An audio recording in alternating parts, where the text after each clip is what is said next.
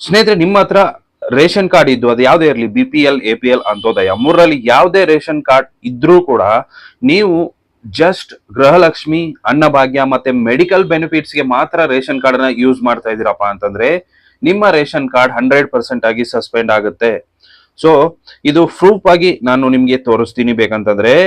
So ಏನಾಗಿದೆಯಪ್ಪ ಅಂತಂದ್ರೆ, ಬರೀ ನೀವು ಬೆನಿಫಿಟ್ಸ್ ಗಳಿಗೆ ಮಾತ್ರ ಯೂಸ್ ಮಾಡ್ತಿದ್ರ ಅಂತಂದ್ರೆ 100% ಆಗಿ ಸಸ್ಪೆಂಡ್ ಆಗುತ್ತೆ.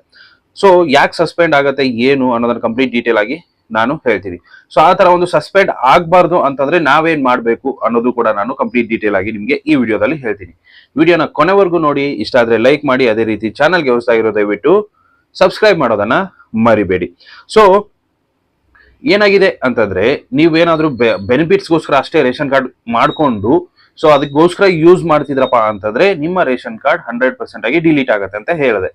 ಸೊ ಹಾಗಂತಂದ್ರೆ ಏನಕ್ಕಪ್ಪ ಡಿಲೀಟ್ ಮಾಡ್ತಾರೆ?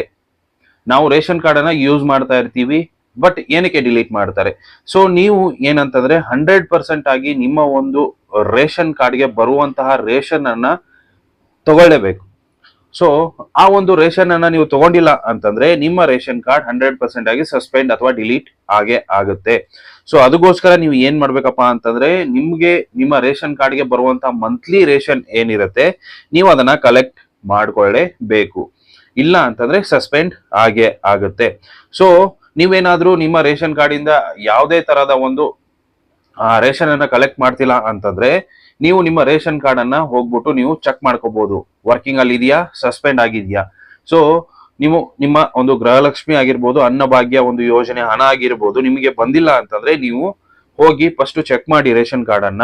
ಸೊ ರೇಷನ್ ಕಾರ್ಡ್ ಚೆಕ್ ಮಾಡಿ ಆಮೇಲೆ ನಿಮ್ಗೆ ಗೊತ್ತಾಗತ್ತೆ. ಸೊ ನಾನು ರೇಷನ್ ಕಲೆಕ್ಟ್ ಮಾಡಿಲ್ಲ, ಅದಕ್ಕೋಸ್ಕರ ನಮಗೆ ರೇಷನ್ ಕಾರ್ಡ್ ಏನಾಗಿದೆ ಸಸ್ಪೆಂಡ್ ಆಗಿದೆ ಅಂತ ಗೊತ್ತಾಗತ್ತೆ. ಸೊ ನಿಮ್ಮ ಹಣ ಬಂದಿಲ್ಲ ಅಂತಂದ್ರೆ ನೀವು ಚೆಕ್ ಮಾಡ್ಕೋಬಹುದು ಒಂದ್ಸಾರಿ. ಸೊ ಇವಾಗ ಏನ್ ಮಾಡೋಣ, ರೇಷನ್ ಕಾರ್ಡ್ ಅನ್ನ ಯಾವ ತರ ಚೆಕ್ ಮಾಡೋದು ಅಂತ ನಾನು ನಿಮ್ಗೆ ತೋರಿಸ್ತೀನಿ. ಜಸ್ಟ್ ಏನಿಲ್ಲ, ಅವರ ಒಂದು ಆಹಾರ ವೆಬ್ಸೈಟ್ಗೆ ವಿಸಿಟ್ ಮಾಡ್ಬಿಟ್ಟು ಈ ಸರ್ವಿಸಸ್ ಅಂತ ಸಿಗುತ್ತೆ ನಿಮಗೆ. ಸೊ ಈ ಸರ್ವಿಸಸ್ ಅಂತ ಕ್ಲಿಕ್ ಮಾಡ್ಕೊಳ್ಳಿ. ಕ್ಲಿಕ್ ಮಾಡ್ಕೊಂಡು ಇಲ್ಲಿ ನೋಡ್ಬೋದು ಈ ಸ್ಥಿತಿ ಅಂತ ನಿಮ್ಗೆ ಇಲ್ಲಿ ಸಿಗುತ್ತೆ, ಅದ್ರ ಮೇಲೆ ಕ್ಲಿಕ್ ಮಾಡ್ಕೊಳ್ಳಿ. ಇಲ್ಲಪ್ಪ ಅಂತಂದ್ರೆ ಈ ರೇಷನ್ ಕಾರ್ಡ್ ಅಂತ ಬರುತ್ತೆ. ಸೊ ಪಡಿತರ ಚೀಟಿ ತೋರಿಸು, ಹಂಚಿಕೆ ತೋರಿಸು. ಸೊ ಇದೆಲ್ಲ ನಿಮ್ಗೆ ಯೂಸ್ ಮಾಡ್ಕೋಬಹುದು. ಇಲ್ಲಿ ನೋಡ್ಬೋದು ರದ್ದುಪಡಿಸಿದ ಅಮಾನತುಗೊಳಿಸಿದ ಪಟ್ಟಿ ಕೂಡ ಇಲ್ಲಿ ಸಿಗುತ್ತೆ ನಿಮ್ಗೆ. ಸೊ ಇದರಲ್ಲಿ ನೀವು ನೋಡ್ಕೋಬಹುದು. ನಾನೇನಪ್ಪಾ ಅಂದ್ರೆ ಈ ಸ್ಥಿತಿಯಲ್ಲಿ ತಿದ್ದುಪಡಿ ವಿನಂತಿಗಳಿಗೆ ಅಂತ ಇದೆ ಅಲ್ಲ, ಅದ್ರ ಮೇಲೆ ನಾನು ಕ್ಲಿಕ್ ಮಾಡ್ಕೊಳ್ತೀನಿ. ಅದ್ರ ಮೇಲೆ ಕ್ಲಿಕ್ ಮಾಡ್ಕೊಂಡ್ರಪ್ಪ ಅಂತಂದ್ರೆ ಇಲ್ಲಿ ನಿಮ್ಮ ಡಿಸ್ಟ್ರಿಕ್ಟ್ ಬರುತ್ತೆ. ಸೊ ನಿಮ್ಮ ಡಿಸ್ಟ್ರಿಕ್ಟ್ ಅನ್ನ ಸೆಲೆಕ್ಟ್ ಮಾಡ್ಕೊಳ್ಳಿ. ಡಿಸ್ಟ್ರಿಕ್ಟ್ ಅನ್ನ ಸೆಲೆಕ್ಟ್ ಮಾಡ್ಕೊಂಡು ಇಲ್ಲಿ ನೋಡ್ಬೋದು ಪಡಿತರ ಚೀಟಿ ವಿವರ ಅಂತ ಸಿಗುತ್ತೆ ನಿಮ್ಗೆ. ಸೊ ಇಲ್ಲಿ ನೋಡ್ಬೋದು ಸ್ಟೇಟಸ್ ಆಫ್ ರೇಷನ್ ಕಾರ್ಡ್ ಅಂತ ಇದೆ, ಅದ್ರ ಮೇಲೆ ಕ್ಲಿಕ್ ಮಾಡ್ಕೊಳ್ಳಿ. ಅದ್ರ ಮೇಲೆ ಕ್ಲಿಕ್ ಮಾಡ್ಕೊಂಡ್ರಪ್ಪ ಅಂತಂದ್ರೆ ಇಲ್ಲಿ ನೋಡ್ಬೋದು ವಿತ್ OTP, ವಿತೌಟ್ OTP ಅಂತ ಇರುತ್ತೆ. ಸೊ ನಿಮ್ಗೆ ಯಾವ್ದು ಬೇಕಾದನ್ನ ನೀವು ಸೆಲೆಕ್ಟ್ ಮಾಡ್ಕೊಳ್ಳೋದು. ಇಲ್ಲಿ ನೀವು ನಿಮ್ಮ ರೇಷನ್ ಕಾರ್ಡ್ ನಂಬರ್ ಅನ್ನ ಎಂಟ್ರಿ ಮಾಡಿ. ರೇಷನ್ ಕಾರ್ಡ್ ಎಂಟ್ರಿ ಮಾಡಿದ್ರಪ್ಪ ಅಂತಂದ್ರೆ ನಿಮಗೆ ಇಲ್ಲಿ ಗೋ ಮೇಲೆ ಕ್ಲಿಕ್ ಮಾಡಿದ್ರಪ್ಪ ಅಂತಂದ್ರೆ ನಿಮ್ಮ ರೇಷನ್ ಕಾರ್ಡ್ ಸ್ಟೇಟಸ್ ನಿಮ್ಗೆ ಗೊತ್ತಾಗುತ್ತೆ. ಸೊ ಆಕ್ಟಿವ್ ಇದೆಯಾ, ಇನ್ಆಕ್ಟಿವ್ ಇದೆಯಾ, ಸಸ್ಪೆಂಡ್ ಆಗಿದೆಯಾ, ಡಿಲೀಟ್ ಆಗಿದೆಯಾ, ಏನೇ ಇದ್ರು ಇಲ್ಲಿ ನಿಮ್ಗೆ ಈಸಿಯಾಗಿ ಗೊತ್ತಾಗುತ್ತೆ.